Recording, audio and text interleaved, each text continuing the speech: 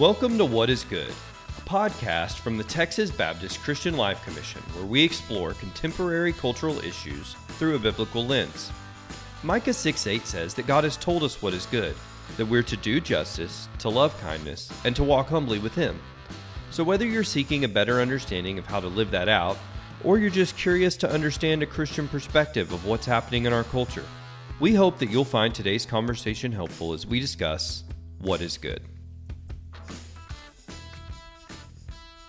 Welcome to What is Good, a podcast from the Texas Baptist Christian Life Commission. I'm Irene Gallegos, your host, and I'm the director of Hunger and Care Ministries with Texas Baptist. And today we have our fantastic director of the CLC, Dr. Katie Fruget. Hello, Irene. How are you? Hello, good. And our director of Ethics and Justice, Dr. David Sanchez. Greetings, everyone. And our director of Public Policy, John Litzler. Hey, y'all. All right. So I'm excited. Today's topic is on vicarious resilience. So to start us out, I want to ask, what are the different jobs that each of you have had? I know that my first job, I was 16 years old, and I got an office job at a chiropractor's office. And I believe my official title was chiropractic assistant, but really what that meant is I answered the phones and helped make schedules. Love it. Chiropractic office. Did you chart? Did you No, do charts? I don't think legally I would be allowed to. I don't know. You're the lawyer. No, I mean I don't mean put medical information on the charts. I mean did you put charts Scribe. in folders and Oh, yes. It was my job to make sure that all of that was in order and alphabetized and everything. Fun fact, okay, sorry, not to go too far into this. I was working at the office when HIPAA became a thing, and it rocked our worlds. So that's my claim to fame. Wow. All right. Who else? I worked at a radio station, which is fun because I know Irene also worked at a radio station. That's right. How long were you there, John? Sorry, just curious. Just for a year while I was in high school. I was at KSST. It was my senior year of high school. Nice. I would get up super early on Saturday mornings at 5 a.m. And starting at 6:30, I would do this thing called the Trading Post of the Airways. And it was basically just think of Craigslist before there was Craigslist. I would pull out this thing and just be like, well, Jim Bob's got a futon he's willing to sell for $50. If anyone wants that, you can call him at this number. And so-and-so's got hay for sale if you want to go by and pick it up today.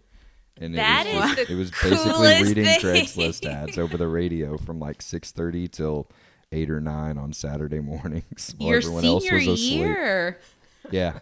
I was able to do a lot of homework at that job too. That's so funny to me. I'm still shocked that even your Saturdays on your senior year. Mine was my senior year of high school as well, but mine was second period. And probably the most scandalous thing I've ever done was just say that I needed to go get gas and to get a tardy pass, and instead just go get food off campus and to bring it for lunch. So I love the food story because our radio station was right next to the movie theater. And when things were slow, I would prop open the back door to the radio station. I would walk over to the movie theater and buy a bucket of popcorn and then bring it back to the station and eat it while I was at the station. Oh, love it. That's cool. You may or may not remember this. It's not the first thing people would think of when they think of Dr. David Sanchez, but I did used to work at Eclair's Boutiques. Senior year of college. I remember you telling us that you pierced ears, didn't you? Yes, I pierced the ears of infants and teenage girls alike. Wow. I think I forgot that. The occasional girl hit on me. It was very awkward. Oh, but man. There you go.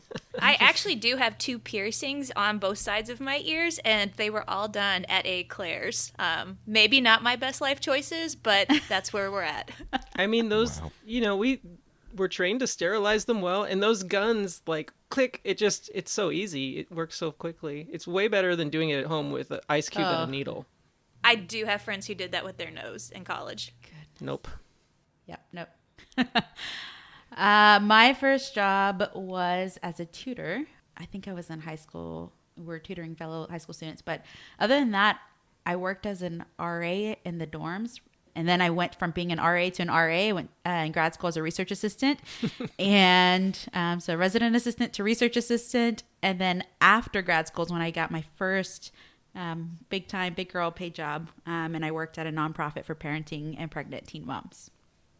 So, if I could ask you, thinking back in either the job that you mentioned or any jobs that you've had, what surprised you about one of those jobs that was challenging? I'll go first. Catching shoplifters. Okay. And just having to always be looking at mirrors, reading people's body language. I did not know that was going to be part of it, and I'll never forget one specific day where I caught I don't know, a young middle school kid, a young middle school boy trying to make out with some jewelry, and I caught him, and he looked like a deer in headlights, but he stood there and stayed in the store as I called the cops. Wow. And so I told the officer when he got there, I was like, hey, I caught him, but he stayed, go easy on him. Like, let's talk to his parents, make this a learning experience. But I was not ready for that. And just for, the people you end up encountering from all walks of life when you work in retail.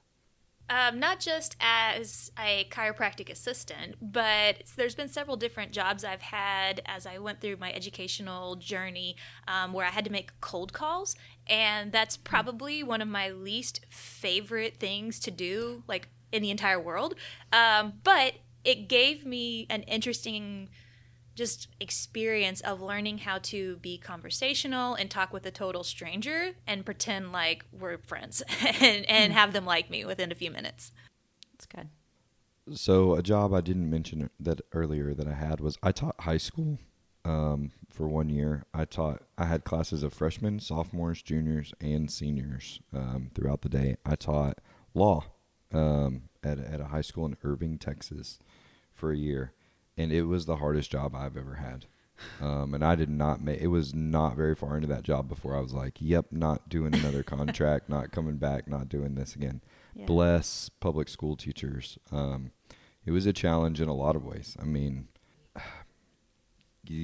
what kids bring with them into the classroom, pain from situations, hurt at home. Some of them just having never been hugged or physically touched, and they just want to hug you. And just some of the stuff that they brought into the classroom, you were just like, okay, it almost made you want to set aside your lesson plan and just spend an entire day doing therapy or something, which I was not qualified to do. But it was just challenging in a lot of ways. What I love is, even though the listeners, won't be able to see our faces, even as hearing the stories that were shared and the challenges, I noticed there's some eyebrows raised at some of the surprising ones, and then some eyebrows down at some of the more serious, kind of tones that John, something, that you just shared right now. And so we know that in work, it's no different than, our outside of work, our everyday lives, where we have ups and downs. There's challenging situations, but we have also just these moments of joy. And so Vicarious Resilience really focuses on workplace and workplace wellness. And so if we think back, workplace wellness programs, they often focus on how to mitigate burnout. Really, across any field, you want people to stay. You want people to show up to work, be productive, and stay in that field, in your place of employment. And so, management often implements workplace wellness programs to help mitigate burnout and navigate this negative impact of work stressors, whatever those stressors may be. And so recent conversations have shifted a focus. And so instead of looking at how to just really avoid the negative impacts, the focus has shed light on how do we look at positive impacts of work stressors and really promote this concept of vicarious resilience. So thinking back to the difficulty that you shared, John in the schools, David with the shoplifters, Katie with the cold calls, thinking back to those difficulties, in what ways would you say, and some of you shared a little bit, but expand more if you can, in what ways did those difficulties have a positive impact for you? The man who had taught the class before me had left a bunch of ties behind, and the students told me that every year he taught the kids how to tie ties. And so I did that. I did that with the students. I taught them how to tie a tie. And then from that, we had conversations about how to handle a job interview. And I even helped with some resume stuff and how to answer interview questions. And so I hope it had a positive impact. I hope it helped those students who were, looking for jobs after high school or didn't have anyone to teach them those types of things. And that's not patting myself on the back. It's just kind of something I inherited with the job that I was like, yeah, this is what's important. Yeah, ostensibly, the class was about law, but in a lot of ways, it was kind of a how to work in a professional environment class. And I love that, it's, you focus on, that impact that it could have on them, but also you said, for you, it was just, there was that joy, there was that satisfaction in being able to pour out, to give to those students. I think for me, when I think about especially like the cold calls and just having to do things, I've learned so much over the last, really last 20 years, I'd say. There's so much value to just being able to get something done, and just showing up and doing things, even if they're not fun. I think that there's some character development that helped create in me, just being able to continue to do something even if I'm not really enjoying it. There's value to doing hard things and seeing it through, and that significantly helped me when I started facing big challenges in my PhD research, of just being able to stick it out and do it even when it feels like slodging, when it feels like you're doing something that you have no interest in doing whatsoever, but still recognizing the value that, like, I can do this and I'm going to keep pushing through, even if it's 1 inch at a time, or one cold call at a time, or one entry at a time. Yeah. I love that you said the character development. That to me, it's one of those moments, because that phrase even just, it shows that positive impact. It shows that even in the difficulty, there's that added value, something that can come out from that. It's good. Yeah. I'd say for me, just helping see the value of putting a face to a crime, if that makes sense. Like realizing that a lot of times, maybe not as much at a Claire's as at like a food place like a 7-Eleven or something, a lot of times shoplifting is driven by, other stressors, other things going on in their life, that there's, food insecurity going on and things like that. And it just helped me not be so quick to judge. So, Yes. yeah. Yeah, I love that. And we know that workplace stressors, they're inevitable. There's situations, there's circumstances, there are factors that we just can't avoid. The stressors exist. What is interesting is that they have both positive and negative impacts. And so research on vicarious resilience is asking the question, have we overcorrected to mostly or even solely focusing on the negative impact of workplace stressors or trauma, instead of looking at the way that these difficulties have shaped us positively? So I'm going to give you a quick example. Where this inspiration came from and why I started studying this is because I looked at individuals who volunteered or worked at a rape crisis center. And when I saw people who worked there, even past a 6-month mark, but you had people, one of the directors worked there for 30 years. She was on her 30th year. And for me, just in the short time I worked in those environments and domestic violence shelters, rape crisis center, I thought, this is heavy. The stories that you hear day in and day out. And so teaching is no different. Ministry is no different. There's different fields where you're exposed to trauma. And like I said, the workplace wellness, the conversation for 50 years has been on, it has a negative impact on us. But only for just about 20 years have we talked about the positive impact. And so what resilience researchers are asking is, have we overcorrected? Have we focused so much on the trauma that seems to be our go-to, that we just automatically assume when there's a work stressor or there's trauma that you're exposed to at work, we automatically assume, oh, this is something negative, and we don't consider the positive. Do y'all think that we have overcorrected? I do. I've never heard of positives. I didn't know people focused on that until I talked to you. I hadn't heard of the term vicarious resilience. And when I think of words like stressors or trauma or whatever, I only think of negative. I don't think of any positive outcomes that come out of that. And so it's been interesting to me to learn that, that tough times and hard times can make strong and good people, and we don't seem to focus on that.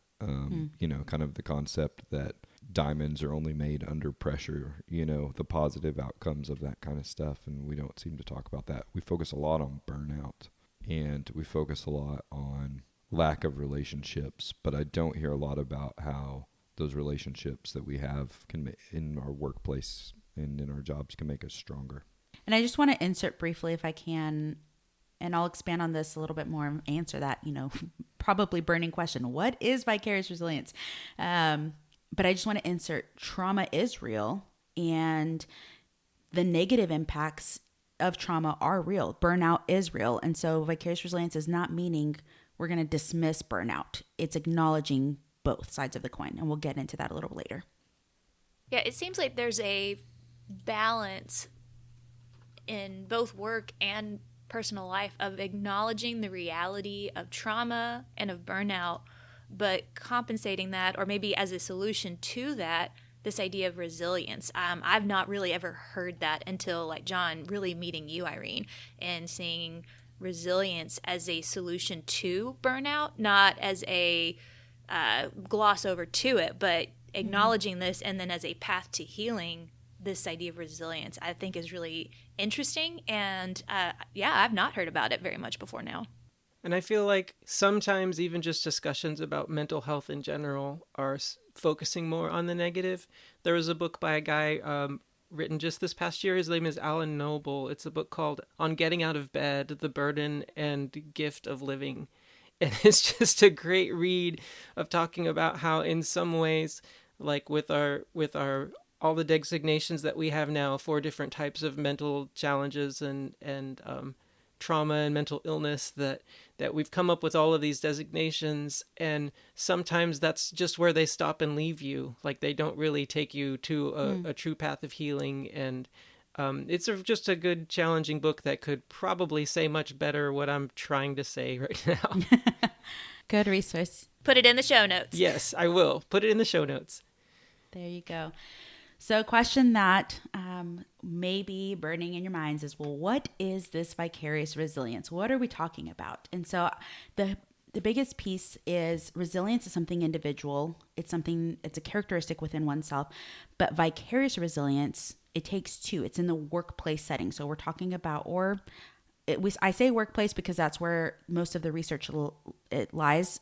However, this is in service, in volunteerism, but work nonetheless. And so vicarious resilience, it's a newer concept. It was coined in 2007, and it highlights it's the positive professional and personal growth of trauma workers resulting from exposure to clients' resilience.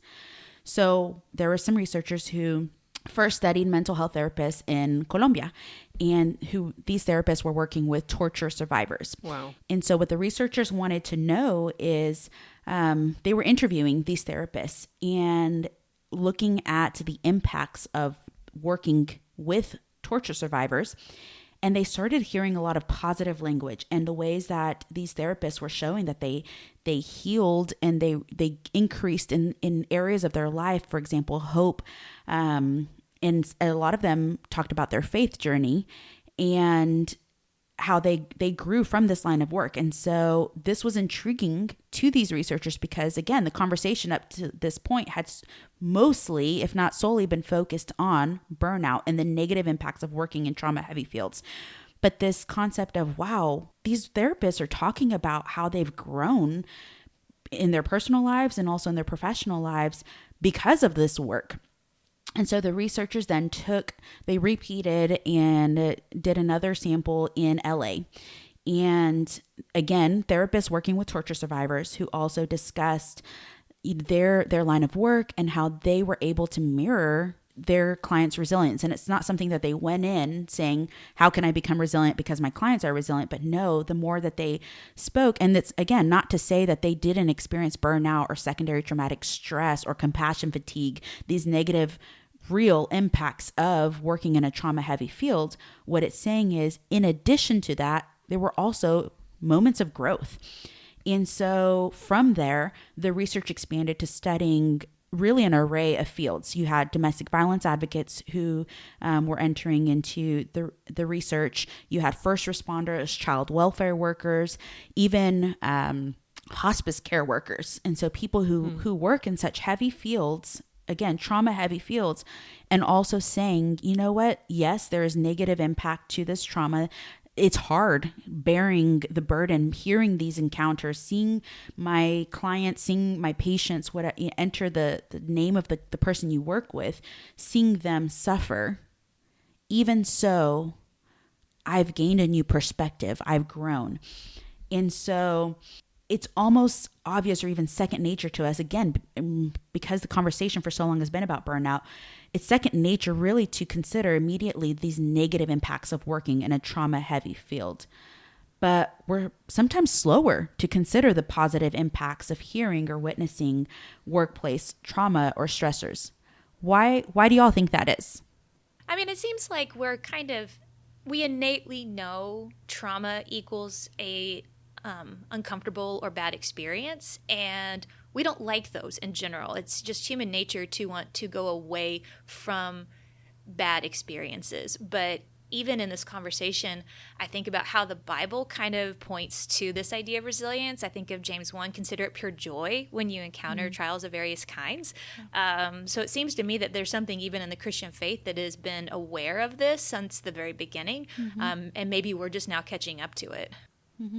I love that you said that, Katie, because I had a similar thought. Part of the problem is a lot of times we take verses out of context and use them inappropriately. So I know, like, when my wife's father passed away, every single card about how God works everything together for good, and she was like, goodness, if I never hear that verse again, it'll be too soon. But there's truth to it. There's truth to those verses, that God does work things together for good, and that even out of trauma, good can happen. We just have to be really careful and sensitive about how we talk about it. But for the Christ follower, these concepts of considering trials joy and positive coming out of bad things and carrying burdens with one another, strengthening your resilience together, are not foreign concepts. I just don't think they're concepts that we emphasize nearly enough. I think maybe sometimes personality comes into it as well. Some people are just more naturally positive and some people are naturally more negative. And I feel like with our culture today and with social media, there's definitely a steering of the brains towards training towards focusing on the negative and the outrage, and look at this impact and look at how horrible this is and keep looking at it, because that gives us ad revenue if you keep looking at it. And so I feel that we're kind of training our brains to focus on the negative, but then it's also just really easy, if you have a bruise, to just keep pushing the bruise to see if it hurts. And I feel like it's easy to wallow in pain. And so sometimes it's just more of I don't want to say it's more relaxing, but it's like the path of least resistance to just be like, yeah, this stinks, as opposed to, all right, so mental energy here. I took a nap. Now, what's the good I had a cry. Now, what's the good that can come out of this? How do I get that one negative voice that shouted at me out of my head and instead focus on all the positive voices that said I did a great job talking about something? Yes. What I'm hearing from David is, if we would rebrand the podcast as What is Bad, we would get more clicks and maybe some subscribes. You are so right, John. You are so That's what right. I took away from that. It's sad. Oh, and for a split second, I was like, should we? Oh, no. No. For the clicks, John, for the clicks. For the clicks. And really what Katie said earlier, the cold calls, that character development, who wants that? I mean, who wants to be pushed and prodded into these awkward, difficult circumstances? We don't want it. And so to choose, it's an active choice to say, I'm going to choose to see the positive. I'm going to choose to look at the growth from this experience. And so again, one of the things that Vicarious Resilience, what I really want to hone in on is this is something in the workplace. And so, or if you will, in your ministry. And so I want to give an example. When I presented my workshop on Vicarious Resilience with Buckner Children and Family Services, there were different staff in the room. And there were staff who worked directly with foster children, foster or adoption parents, single mothers, low-income families. And really you also had administrative staff in the room. And this training applied to all of them. And so I asked them, one of the questions I asked during the training is to consider their time in the field. So whether that's social work in general, whether that's administration, or even specifically child welfare. So considering their total time of service, their time in the field, and I wanted them to think of a name or think of the face of someone who they worked with who demonstrated resilience. So typically when I ask this question, I'll see smiles in the room. Some of them will start whispering to one another. And as they share these stories of resilience, quite often I think in every location that I went to when I did an in-person and even some of the online trainings, there were tissues that had to be used because people were just filled and overjoyed at the resilience that they recalled from the people that they worked with. And you hear stories of people in such difficult situations. You have, children who are in homes with social problems, economic, environmental stresses. And even so, these individuals persevered and they worked towards improving their future. And so these stories, these testimonies, if you will, they grew the workers in so many ways. And so I'm going to keep diving into that in a minute. But I want to ask you all. Some of you may not have worked in some of these related fields, but you all currently work in ministry, or you have worked, and we've listed some of the different workplaces. So to help connect this a little bit more home, can you think of examples where you were encouraged by someone's resilience? So whether a mentor, a coworker, or even someone that you served, can you think of examples where you were encouraged, again, in your area of ministry, in your work, were you encouraged by someone's resilience? Well, as you guys know, I will speak often on the topic of doing ministry to people who struggle with LGBTQ related issues, like struggling with their gender identity or who they're attracted to.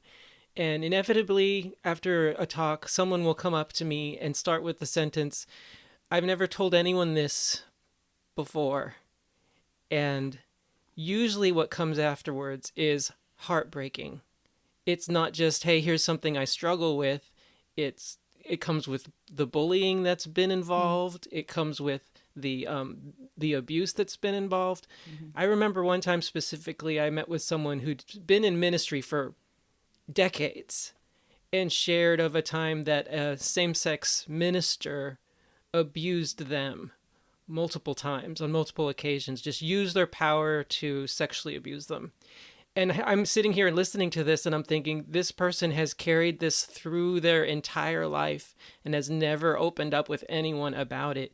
And yet they've still believed in God. They've still been faithful to him, and they've had an amazing ministry. And I just thought, wow, like to have come out of that and not have your faith rocked, it really it blessed me. I felt like I was more blessed by our conversation than that person was.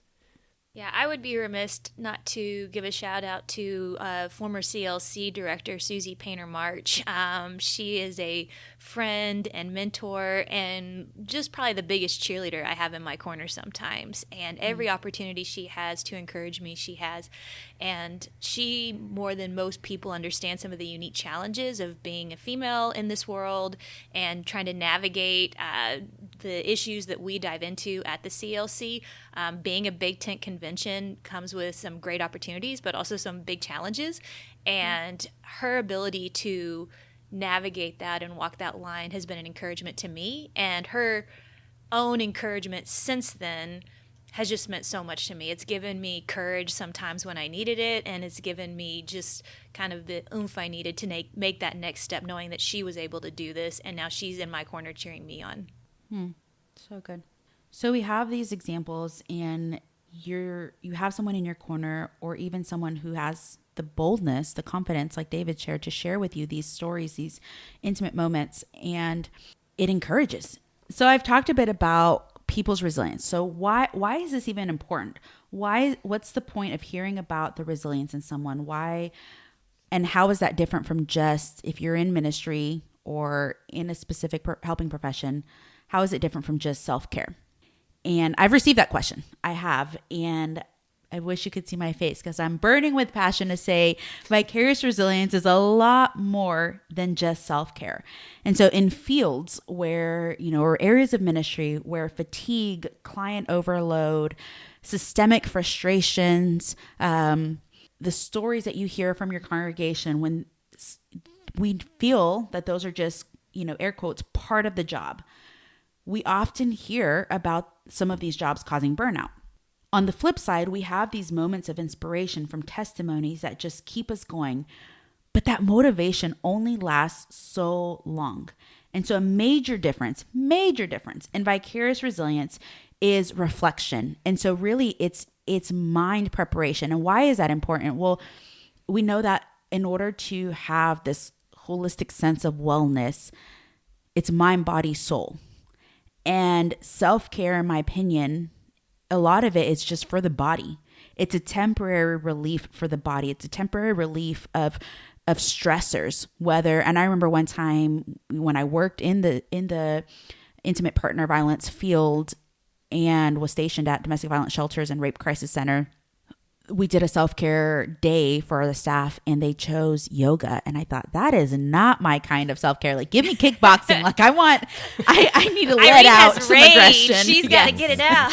Yes. And so it does. So self-care is going to vary for everyone. But to me, whether that's taking a hot bath, whether that's getting a massage, whether that's kickboxing, whether that's axe throwing, whatever it is, to me, that's a temporary relief for the body.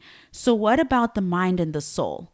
And that's why I'm so passionate about vicarious resilience, because yes, the soul to me and the word of God, the community, there are aspects of our faith that feed the soul. And when I think of the mind, yes, it's all together. So how are we working on the mind? And specifically when it comes to this trauma exposure, how are we working on our mind? So we can work on our body, we can work on our soul. What of our mind? And that's the difference in vicarious resilience. And so there you have these 7 core constructs or sub-constructs within vicarious resilience. And a few of them talk about presence, perspective, resourcefulness, hope, and spiritual transformation. And so I won't dive in too deep into each of those areas, but to touch on a few: presence. When you consider your time in ministry, when you consider your time in whatever helping profession, first responder, social worker, how have you gained an ability to be more present from when you first started in that area to now? Perspective. How have you shifted in your perspective? Sometimes it is a negative shift. Other times it's a positive shift. Maybe you saw someone transform and your hope in the Lord just increased even more. Maybe you saw the need for more prayer, and it increased you grew in your spiritual transformation because you saw the need, again, mind, body, soul. You saw the need for more of that soul care to be able to protect your mind and your heart, your body, to be able to keep giving in your area of ministry. Resourcefulness. Maybe you have, and there's so many aspects to resourcefulness. That's why I won't get into the weeds of it. But one of the aspects is, have you become more resourceful because you have seen the way that the people that you serve, the way that maybe that resilient individual has been more resourceful with their finances, has been more resourceful with the community allocations, the resources available, whatever it may be, and has allowed you to be more resourceful. Maybe, and I will say a prime example for me, even though I work in the office, quote unquote, and I don't work directly with clients, overseeing the hunger offering has made me even increasingly more aware of food insecurity.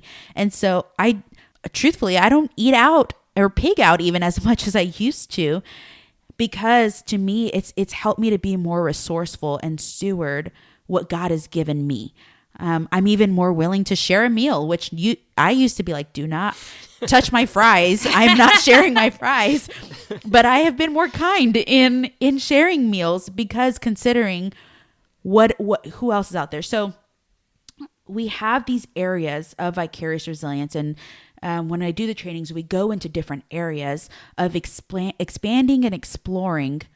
How can we grow our mind? How can we look and take time to reflect on these areas and identify the personal and professional growth that encourages workplace wellness, so that when we wake up and we go to work, whether that's a physical space, we get online, whatever that may look like, that we're able to view this ministry, this work, in a positive light. And again, it's not to say that you don't have these negative moments. It's not to say they don't exist. And I want to keep acknowledging there is burnout. There are moments where you have negative impacts because of, I think we lost count, David, right, of the number of times you gave the LGBTQ training and workshops that you've done, the talks that you've done.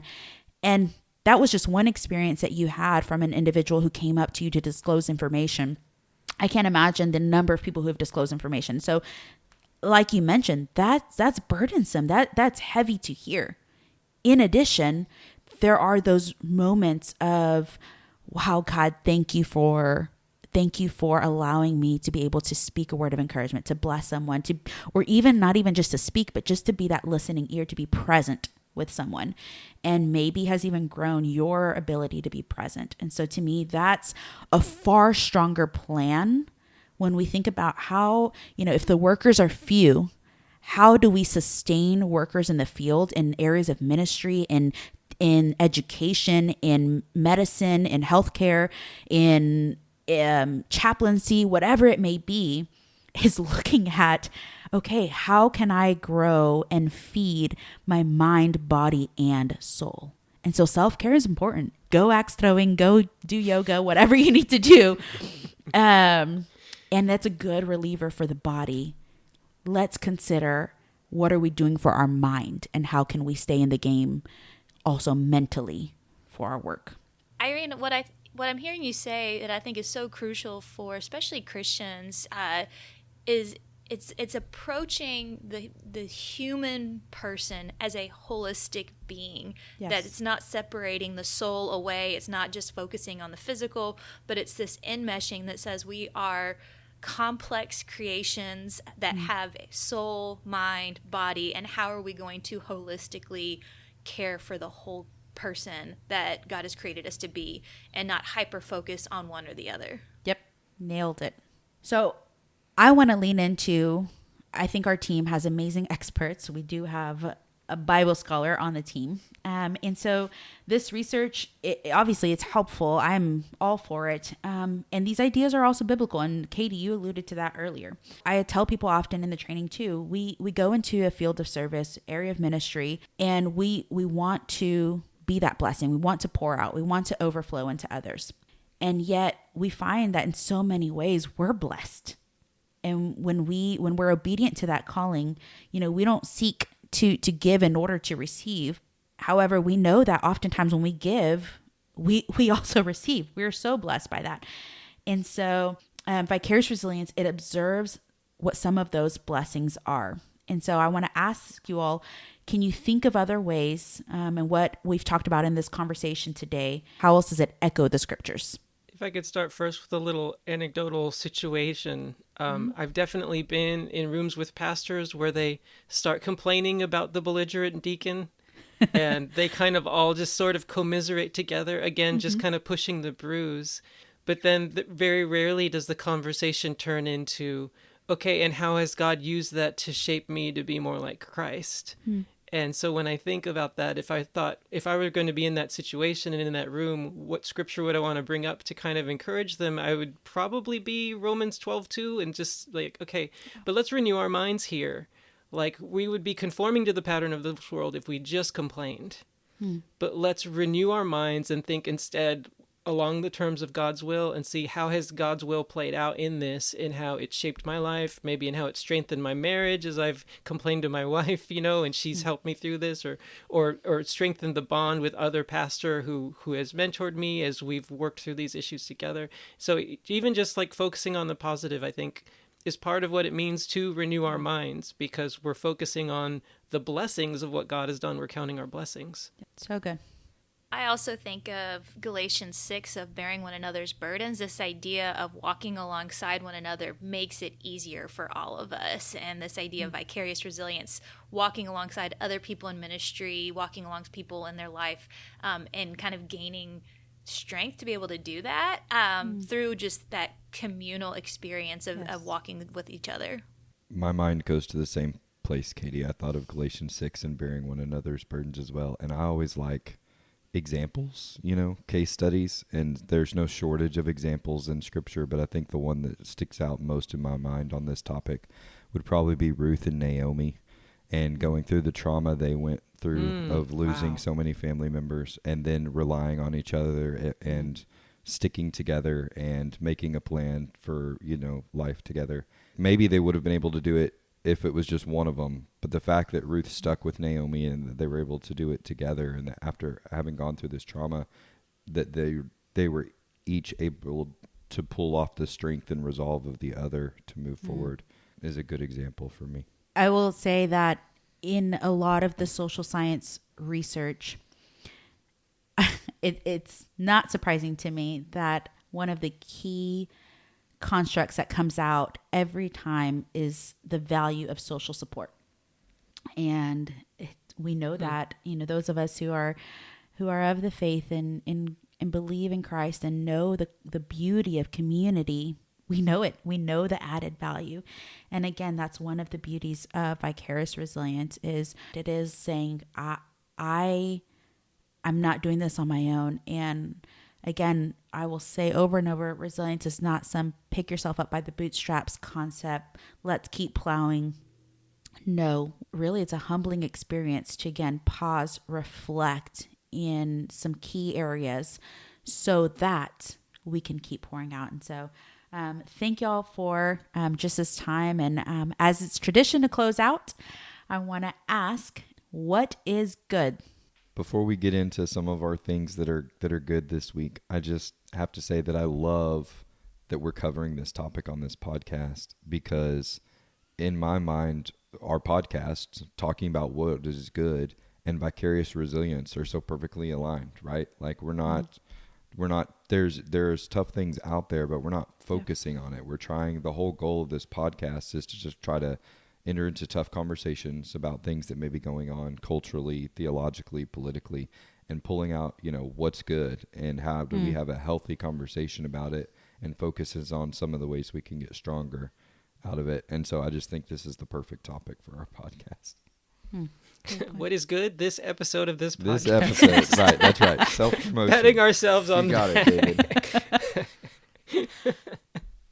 David. You know, one of the areas where I know y'all talk about, Irene, where vicarious resilience is stronger in areas of foster care, CPS workers and foster parents and things like that.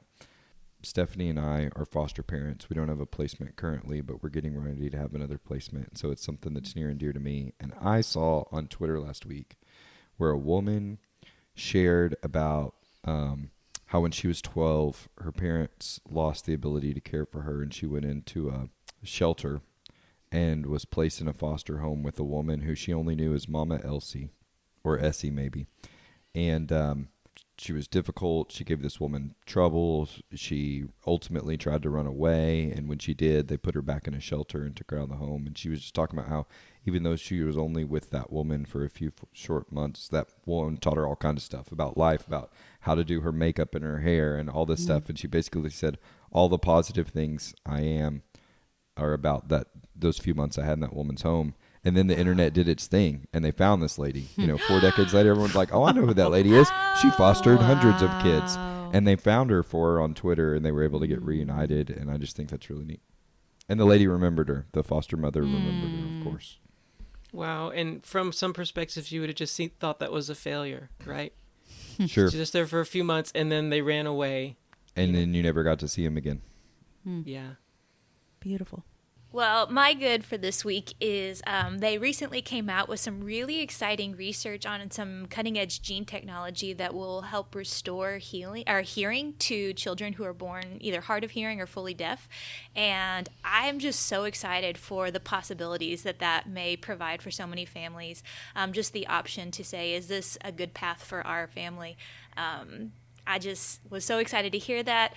You guys may or may not know this. Part of our own story is our middle daughter, Felicity, miraculously had hearing restored when she was an infant. And if not for the grace of God, we might be in a situation where we need to be more fluent in ASL or something like that. So kind of been adjacent to that conversation and culture for a while. And I just celebrate for all of the parents who are looking at this potential opportunity for their children. That is awesome. Yes. That's really cool. Man, mine is so not as deep as that. As of the day that we recorded this podcast, yesterday, a new trailer dropped for the live action Avatar: The Last Airbender on Netflix. And y'all, it looks so good. The casting looks great. The special effects for Earth, Wind, Fire, and Air look amazing. The choreography of the fight scenes. I am so pumped for this, but even more, like, we showed this show to our daughter. My wife and I watched it like by ourselves beforehand, and then we showed it to our daughter, and it's like it's something that our whole family is into, and that's cool too, like when something can bring you together. And then who knows what will be on that show that will be awkward, that will spur on great conversation. See how I'm keeping going instead of just trying to make it all about the trailer to turn it back into something more spiritual. But honestly, I'm just hyped. M. Night, the more we can erase M. Night Shyamalan's movie, the better. So, Love it. What is good, Irene? Yes, I would say I would be remiss if I didn't mention, especially in this topic of vicarious resilience, the many people, the ministers, the leaders, the volunteers, everyone who works in an area where you serve someone else, where you're in a helping profession. Those I consider my heroes of hope. And so I'm thankful for those who have such tenure in these areas, especially the trauma-heavy fields, because evil and sin and darkness will continue in this world. And I am just so grateful for the many who day in and day out choose to stay committed to their fields. And I just hope and pray that they continue to focus on their wellness, mind, body, and soul, so that they can continue giving in their line of work. And so I'm very grateful for the resilient workers in the field. Amen. Amen. Well, thank you for joining us for today's episode of What is Good, a podcast from the Texas Baptist Christian Life Commission. And we hope to have you with us next time.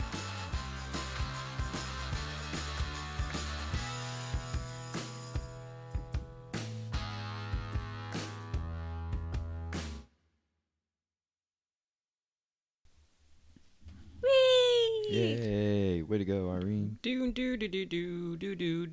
Wait, no, that's advisory opinions. That's not ours. That's John not didn't have us. it ready this No, I don't. Oh, no, I can't hear it. Oh. I don't have a voice, y'all. Yeah, you're your doing voice your best, is a little buddy. lower. I can tell. Yes. Are you feeling okay? I've been sick, so I'm struggling. Should I not stay at your house tonight? Should I just not bother you? My wife has disinfected the entire upstairs. We've washed all the sheets and sprayed everything down. So you're welcome to stay It would be here. an insult for me to slight you now. You don't have to if you don't want to, but you're welcome to. Well, I obviously want to, but I didn't want to impose. But it seems like I already don't have. think I'm So. contagious. I think I'm on the back end. So Oh, I thought you were gonna say on the mend. I love that phrase. It's very Elizabethan. On the mend.